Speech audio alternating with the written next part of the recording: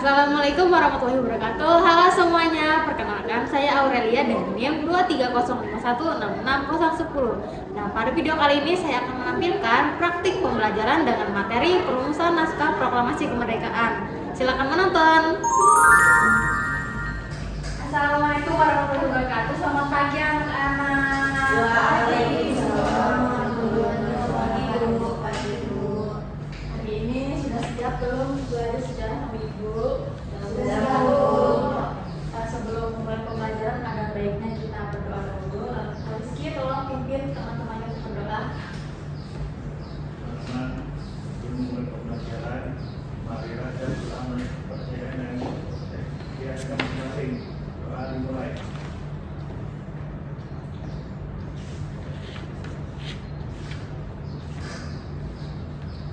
Doa selesai. Oke anak-anak, Ibu lihat hari ini kok banyak sekali kursi yang kosong. Temannya ada yang nggak ada? Temannya Ibu siapa aja tuh? Ada Dea, ada Aisyah, ada Masya, ada Dona, Banyak banget ya yang nggak turun. Kira-kira kenapa itu teman yang pada nggak hadir? ada yang sakit, ada yang sedih, ada Oke, kita doakan ya semoga minggu depan kita dapat berkumpul semuanya. Jadi anak-anak bisa kalian lihat pada di layar ini kita akan mempelajari. Ibu minta baca bersama-sama judulnya apa? perumusan naskah proklamasi kemerdekaan. Oke, jadi kita akan mempelajari perumusan naskah proklamasi kemerdekaan. Nah, adapun tujuan kita pembelajaran hari ini yaitu bisa dibaca lagi bareng-bareng. Peserta didik dapat memahami serta menjelaskan tentang peristiwa perumusan naskah proklamasi kemerdekaan. Nah, jadi tujuan kita untuk mempelajari naskah proklamasi kemerdekaan itu Ibu harap anak-anak Ibu itu bisa memahami dan nantinya menjelaskan bagaimana latar belakang peristiwa dari perumusan naskah proklamasi kemerdekaan. Nah, nanti apa aja sih yang kita pelajarin hari ini itu apa aja langkahnya. Nah, jadi di pertama nanti Ibu akan menampilkan sebuah video, lalu setelah menonton video Ibu akan membagi kalian menjadi beberapa kelompok yang dimana isinya nanti kalian akan mendiskusikan sesuatu lah nanti itu. Nah, lalu selanjutnya hasil diskusi kalian akan dipresentasikan, lalu di akhir kita akan menyimpulkan bersama dari pembelajaran hari ini. Nah, baik anak-anak, Ibu harap kalian bisa menyimak dan memahami dari video Ibu tampilkan berikut ini ya. Oke. Benarkah kemerdekaan kita sekadar hadiah? Benarkah kemerdekaan kita sekadar hadiah dari Jepang? Tentu tidak. Soekarno tahu kemerdekaan harus datang dari rakyat. Ketika Jepang menyerah tanpa syarat kepada sekutu pada 15 Agustus, para pemuda langsung bergerak. Mereka menuntut proklamasi dilakukan secepat mungkin tanpa campur tangan Jepang. Namun Soekarno memilih berhati-hati. Ia ingin kemerdekaan Indonesia lahir secara sah dan solid, bukan tergesa dan rapuh. Karena itulah malam itu Soekarno dan Muhammad Hatta diculik ke Rengas Dengklok oleh para pemuda. Tujuannya agar mereka tidak lagi terpengaruh Jepang dan segera menyatakan kemerdekaan. Keesokan harinya setelah kembali ke Jakarta, Soekarno, Hatta, dan Ahmad Subarjo menyusun naskah proklamasi. Di rumah Laksamana Maeda yang diam-diam mendukung kemerdekaan, lahirlah kalimat bersejarah itu. Ditulis tangan oleh Soekarno sendiri. Dan pada Jumat pagi 17 Agustus 1945 pukul 10 di halaman rumah Soekarno di Jalan Pegangsaan Timur 56. Dengan suara tenang namun penuh keyakinan, ia berkata, "Kami bangsa Indonesia dengan ini menyatakan kemerdekaan Indonesia." Dengan kata-kata itu, Soekarno menegaskan bahwa bangsa Indonesia berdiri sejajar dengan bangsa-bangsa merdeka di. Oke, baik anak-anak, itu video yang udah Ibu tampilkan. Tapi Ibu lihat tadi mungkin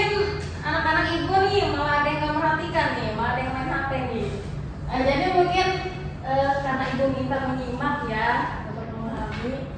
Kira-kira apa nih yang Wulan lihat tangkap dari video tadi?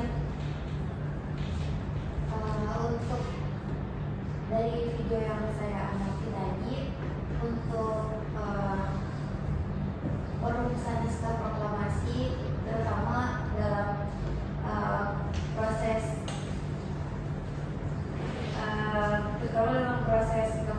perjuangan kemerdekaan Indonesia yang memiliki apa ya Bu? Memiliki apa tuh? Sebentar Bu. Yang memiliki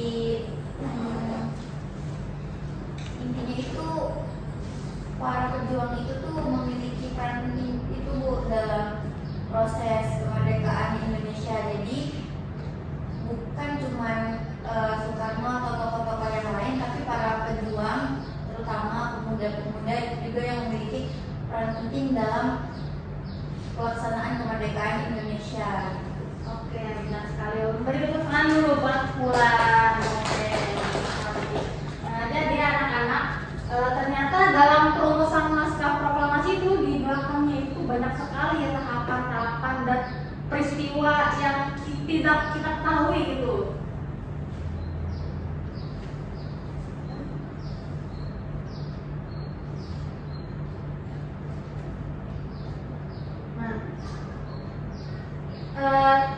Ternyata di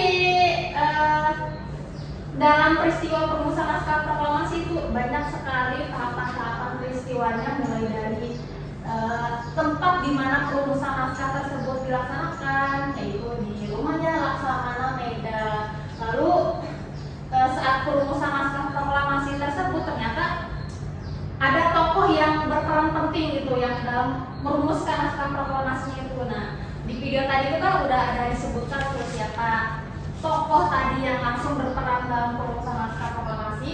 Ada Soekarno, lalu ada Muhammad Hatta, dan yang terakhir ada Ahmad Subarjo. Nah, lalu setelah perumusan naskah proklamasi itu sudah dirumuskan oleh 3 tokoh tadi, lalulah diketik naskahnya. Supaya apa? Supaya nantinya mudah dibaca dan dipahami oleh seluruh masyarakat Indonesia. Nah, lalu setelah diketik, lalulah ditandatangani oleh Soekarno dan Hatta sebagai perwakilan bagi seluruh rakyat Indonesia. Nah, lalu yang tahap terakhir itu barulah dibacakan oleh Soekarno Hatta yang didampingi oleh Muhammad Hatta. Nah, jadi bukan hal sederhana gitu dalam merumuskan naskah proklamasi. Banyak sekali tahapan-tahapan yang harus dilalui para tokoh kita, mulai dari ancaman tentara Jepang itu sampailah keberhasilan membacakan teks proklamasi. Nah, jadi karena kalian sudah memahami materi yang Ibu sampaikan, kira-kira paham nggak? Atau ada yang mau ditanya gitu? Atau ada yang kurang kalian pahami? Oke, makanya berarti karena sudah paham, Ibu mau bentuk kalian menjadi beberapa kelompok, mungkin 3 kelompok ya, 1 kelompok 2 orang dan mungkin satunya ada 3. Oke, 1. Ini kelompok 1, kelompok 2 dan di belakang kelompok 3. Oke, baik.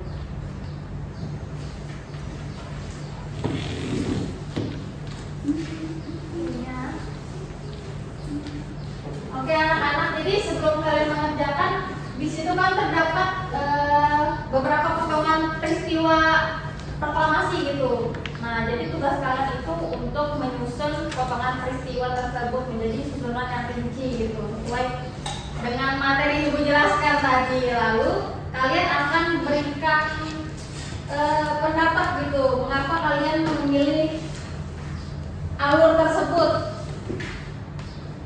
Nah, jadi Ibu beri waktu kalian 4 menit untuk pekerjaan. Jangan lupa ditulis nama dan kelompoknya ya. Baik Bu. Oke.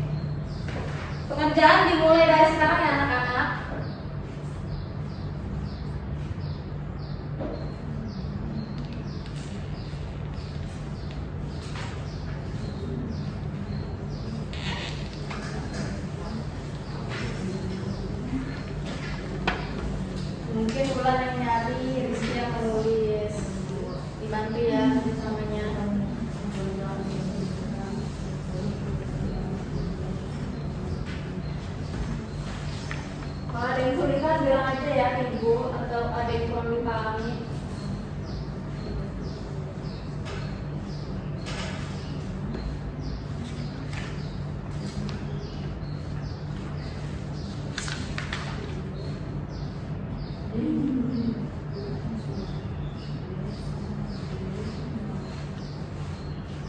Mungkin Putri bisa dibantu ya Manda untuk merangkai kesimpulannya.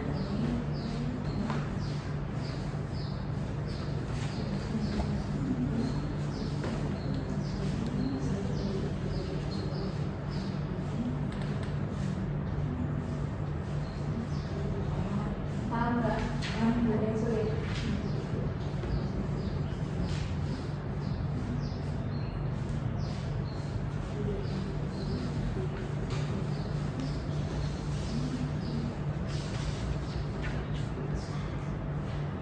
Sudah kelompok Manda, sudah yuk diperiksa lagi ya, takutnya nanti ada yang keliru. Nah, begitu juga kelompok Rizky ya, diperiksa lagi kalau sudah selesai. Jangan ketawa-ketawa bukan, dibantu ya Rizky-nya.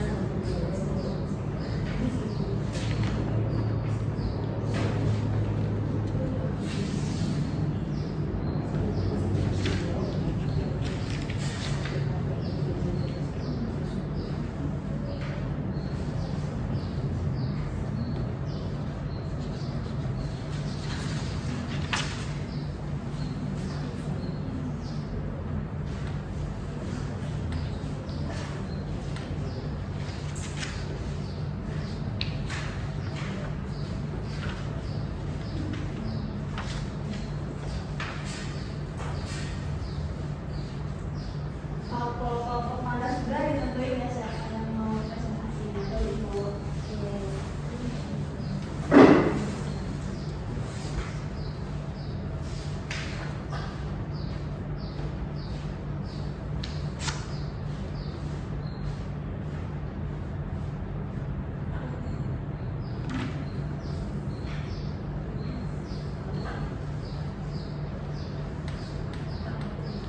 Namanya mau bisa.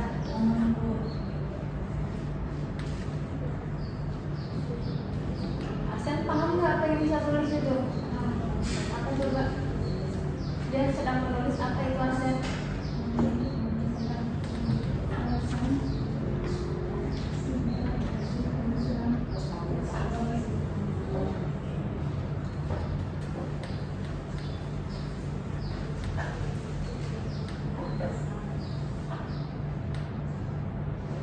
Sama Rizky.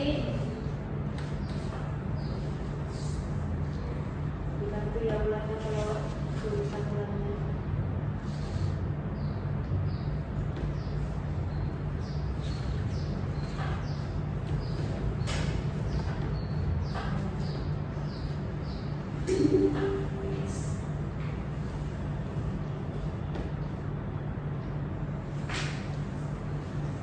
Oke, sisa 1 menit lagi ya anak-anak.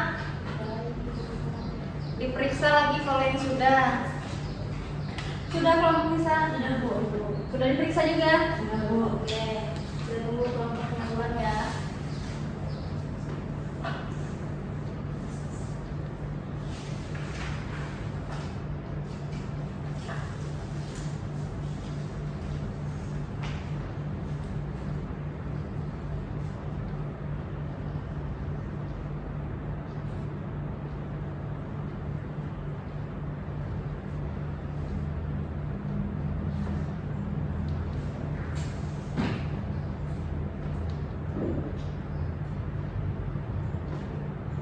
Mungkin Nak Ulan bisa tulis poin-poinnya aja ya kalau merasa kepanjangan.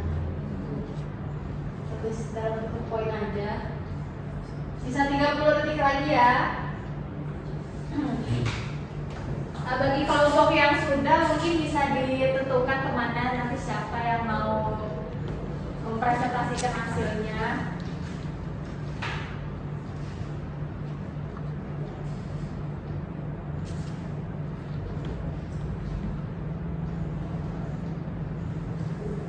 Oke, sudah ya. Udah ditunjuk berarti teman-temannya yang mau sudah. Oke. Nah, jadi setelah kalian menyelesaikan tugas kelompok ini, barulah kita masuk ke tahap mempresentasikan hasil. Mungkin bisa dimulai dari kelompok paling belakang untuk menyampaikan hasil diskusinya. Iya, berdiri. Teman-teman dan anak-anak sekalian perhatikan ya. Kajiannya benar menurut kami adalah D, B, C, lalu yang terakhir adalah A. Dan alasan kami menyusun urutan tersebut adalah yang dimana karena pada pertama itu Jepang menyerang pada sekutu terlebih dahulu. Lalu gelombang muda mendesak proklamasi dan terjadilah peristiwa Namas Negro. Setelah itu teks proklamasi disusun dan akhirnya dibacakan pada 17 Agustus 1945 di rumah Soekarno yang itu di Jalan Pegangsaan Timur nomor 56. Sudah? Oke, beri tepuk tangan dulu buat kelompok 3. Lanjut ke kelompok 2. Dari kelompok 2 hasil diskusi kami yaitu yang pertama nomor 1 urutan yang benar yaitu B, C, E, A. Yang kedua alasannya kami memilih tersebut karena yang pertama para pemuda ingin segera melakukan proklamasi kemerdekaan. Itulah yang membuat latar belakang kejadian bisa mereka sering uang dan menyerah. Yang kedua, setelah penyesuaian kemudian benar adanya bahwa teks dibacakan di Jalan Pegangsaan itu nomor 56. Ini yang saya sampaikan. Oke, beri tepuk tangan buat kelompok 2. Lanjut kelompok terakhir. Baik, susunan urutan yang benar yang pertama D, B, C, E, A. Lalu alasan kami menyusun urutan tersebut setelah melihat video urutannya pun sudah sangat benar dan kejadian-kejadian peristiwanya sudah berurutan. Beri tepuk tangan dulu buat kelompok 1. Nah, jadi anak-anak ternyata kalian sudah memahami ya begitu ternyata urutan-urutan dari peristiwa perumusan naskah proklamasi. Berarti kalian benar-benar menyimak ya dari video ibu tampilkan tadi. Baik. Nah, mungkin bisa ibu kumpul dulu tugas-tugasnya. Oke. Nah, jadi sampailah kita di penghujung pembelajaran kita hari ini. Ibu akan memberikan kalian beberapa kuis untuk menguji sampai mana sih pemahaman kalian dari materi yang ibu sampaikan hari ini begitu. Soalnya gampang aja, nggak susah, 3 aja. Ini sistemnya cepat-cepatan ya, angkat tangan. Kalau nggak ada yang mau angkat tangan, ibu tunjuk. Jadi mungkin pertanyaan pertama, siapa yang membacakan naskah proklamasi di rumahnya Laksamana Meda? Ada yang bisa? Ulan, silakan Ulan. Yang membacakan itu. Iya, betul sekali. Untuk yang membacakan teks proklamasi pada saat itu adalah Soekarno didampingi oleh Muhammad Hatta. Oke, benar sekali. Ulan, beri tepuk tangan dulu buat temannya. Ya. Lanjut pertanyaan kedua. Mengapa rumahnya Laksamana Meda dijadikan tempat sebagai perumusan naskah proklamasi? Ada yang tahu? Oke, Manda, silakan. Jadi alasannya karena rumah Laksamana Meda ini dirasa yang paling aman untuk perumusan naskah serta Laksamana Meda pun mendukung tanpa ikut campur dalam isi perumusan naskah buku. Oke, benar sekali Manda. Beri tepuk tangan dulu buat temannya. Benar ya yang Manda bilang rumahnya Laksamana Meda itu merupakan tempat yang paling aman pada saat itu dari tentara Jepang. Nah, lanjutlah ke pertanyaan terakhir. Nah, mengapa naskah proklamasi itu dibuat sesingkat mungkin? Ada yang tahu jawabannya? Ada yang mau katakan? Ada yang menunjuk? Gampang lah ini. Mengapa naskah tersebut dibuat sesingkat mungkin gitu? Tidak panjang, tidak bertele-tele, tidak satu paragraf full.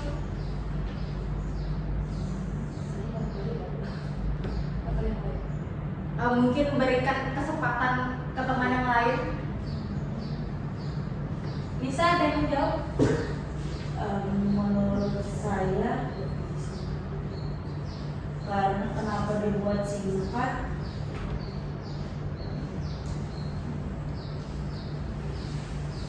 ini sih mungkin menurut saya ya Bu, kenapa dibuat singkat atas desakan kaum muda Bu untuk mempercepat kemerdekaan. Oke, mungkin ada yang mau menambahkan teman yang lain? Buana, Arsen, Rizky? Nggak ada ya? Beri tepuk tangan dulu buat Nisa sudah berani menjawab. Jadi bukan makan lagi ya. Mengapa dibuat sesederhana mungkin? Karena supaya naskah proklamasi itu dapat dipahami seluruh bangsa Indonesia. Nah, jadi itu sesimpelnya ya jawabannya anak-anak. Nah, Ibu mau satu orang dapat menyimpulkan singkat aja dari pembelajaran kita hari ini, apa yang kalian dapat gitu, apa yang sesuatu yang kalian ketahui, singkat saja. Ada yang mau? Ada yang berani? Bu. Oke, Rizky, silakan Rizky.